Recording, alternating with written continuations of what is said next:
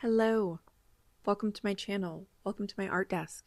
My name is Kim, and today I'll be showing you how to paint carrots in watercolor. We'll be doing this on hot press and cold press watercolor paper, so you can see what the difference is between the two. Spoiler alert, they are both cute. Okay. So the first thing I'm doing is I'm just sketching out the tops of my carrots. This is just acting as a guideline so that I know I'm leaving enough space at the top for stems, and so that I can kind of make sure I'm staggering them, because the less thinking I have to do while painting, the better. So then I'm just lightening my lines with my kneaded eraser, and then I'll be going in with orange for the first carrot. I'm just taking some orange paint and doing an even wash of this orange color all the way through. What am I trying to say? Oh yeah, okay, so we're doing squiggly lines down the bottom, and we're gonna make like a little pointy tail at the bottom, okay? And then you can kind of like round the top. I think I could have rounded them a lot more than I did, but here we are. So now I'm lifting some of that color up. I'm taking a clean damp brush and I'm just kind of, you know, picking up some of that color so that we have some dimension, so that, you know, you got some highlights on there. Oh, now I'm picking up some more orange, and I'm going to drop that in along the top, maybe along the edges. I think that I tried to drop in more color, especially kind of around the bumps, you know, because that indicates kind of like an indentation in the carrot, which is going to be darker than the rest of the carrot because it's further away from the light source. So yeah, not that I'm trying to make these hyper realistic or anything, but you know, it just adds some interest there. So then we're going to do that same thing with all the carrots, okay? Starting at the top at your guideline and then going down, making some wavy lines.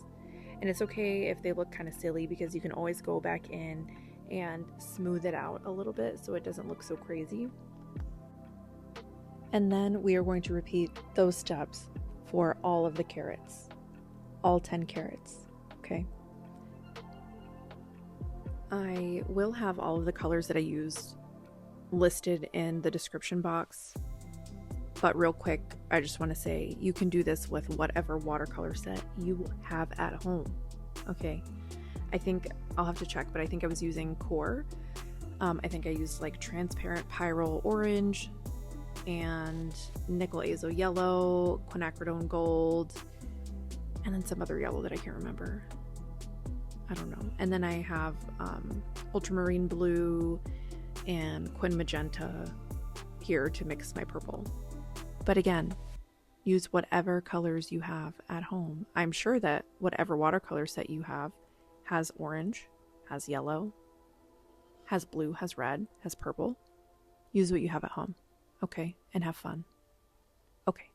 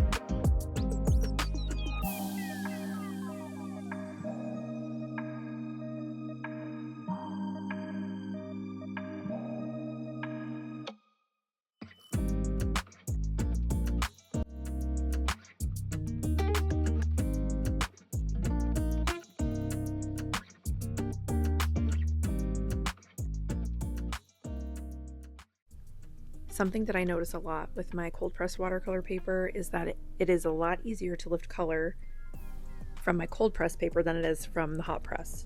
Something about the hot press paper just like holds on to that pigment, which is fine, but just so you know, that's one of the differences that I've noticed.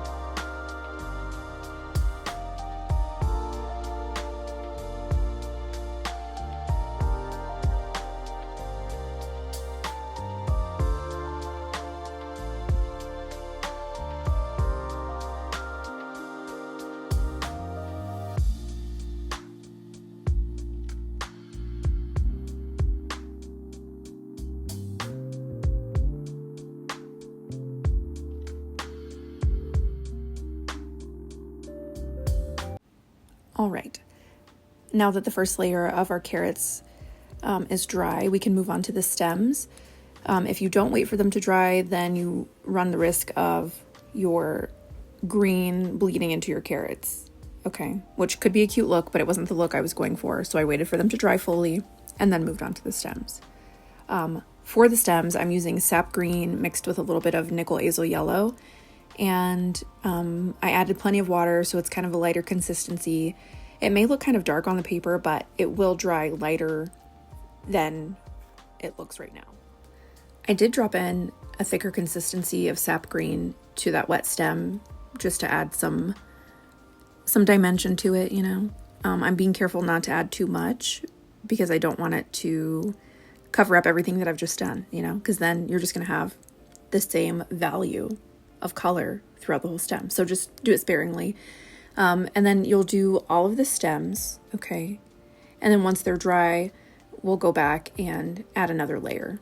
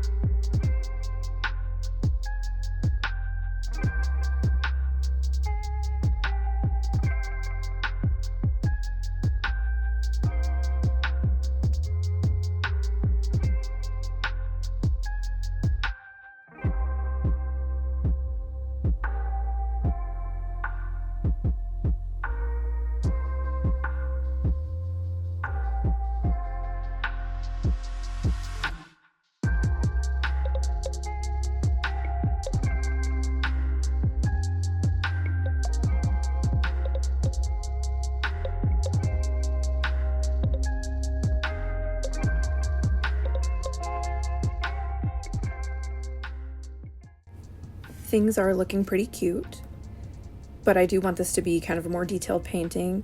So I definitely could leave this at one wash for my carrots. I think that they look cute, but I think they could be cuter. So I decided to do a second layer, and I used a couple of different methods. So I did take some wet paint and apply it to dry paper. And then I just added water as needed. I did some lifting. I also later on took clean water to wet the entire carrot and then drop in color and kind of allowed it to go wherever it wanted to. And all of these methods yielded very cute carrots.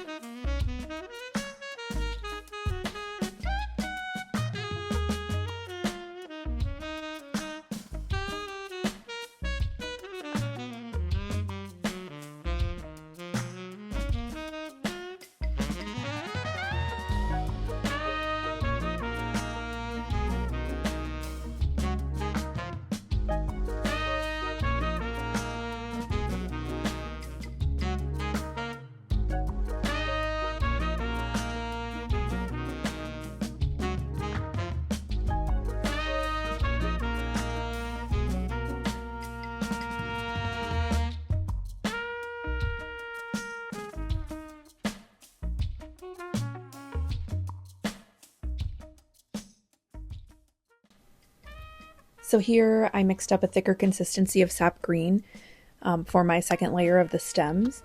And as I'm painting the second layer, I'm careful not to cover up everything in my first layer. So I'm adding some additional leaves that look like they're in front of the leaves that are there, or that look like they're peeking out behind.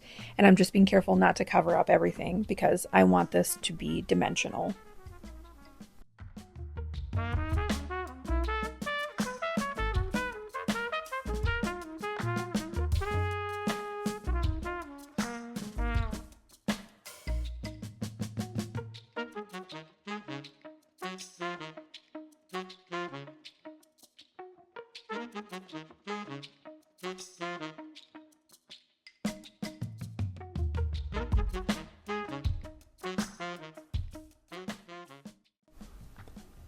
I decided to add some more detail by painting these really light curved lines across the carrots, and some of the lines extend from side to side, and then some of them kind of stop in the middle. And so I'm just making sure that as I'm working my way down the carrot that some of my lines will start from the left side and some will start from the right side.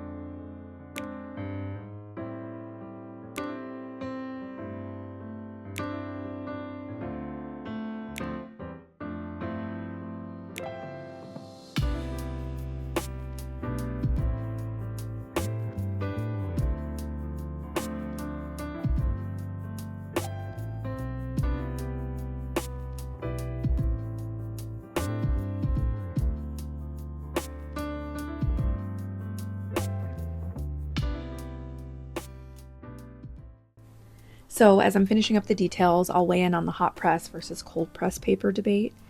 Honestly, this is my first time completing a painting on hot press paper. I've used it before for swatching, but never for a full painting. I think that they're both so cute, and I feel like the hot press carrots are giving illustration, and the cold press is more of that traditional watercolor look. That being said, I do look at the hot press carrots and think that they need a little bit something more, like they're not done, you know?